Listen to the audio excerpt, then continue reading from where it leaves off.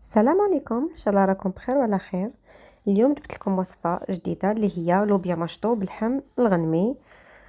وصفه تجي بزاف بنينه وسورتو سهله، في نص ساعه طيب.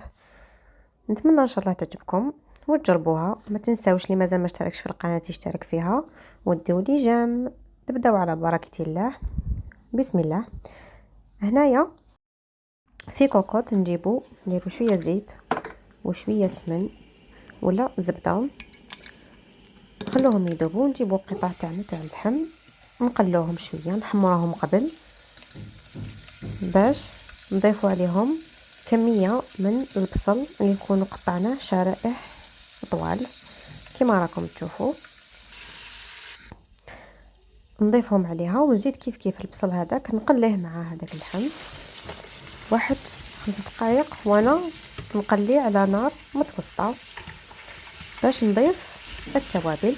هنا راح نضيف كميه من الملح، وراح ندير فلفل اسود، كركم وزنجبيل، وراح ندير اكليل الجبل اللي هو ازير، كل واحد كيفاش يقولوا.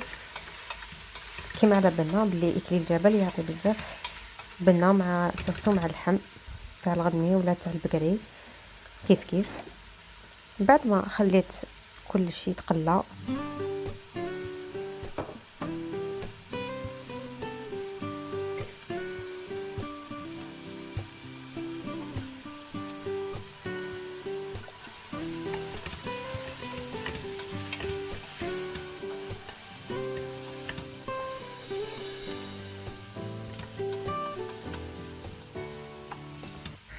هنا كما راكم تشوفوا راني نقليه حتى يدبل لي هذاك البصل ويتكرمل شويه باش نضيف عليه اللوبيا مشطو ولا الفاصوليا الخضراء اللي كنت غسلتها مليح وقطعتها. هنا اللوبيا تاعي ما راهيش طايبه، درتها ضفتها ديريكت راح طيب مع اللحم.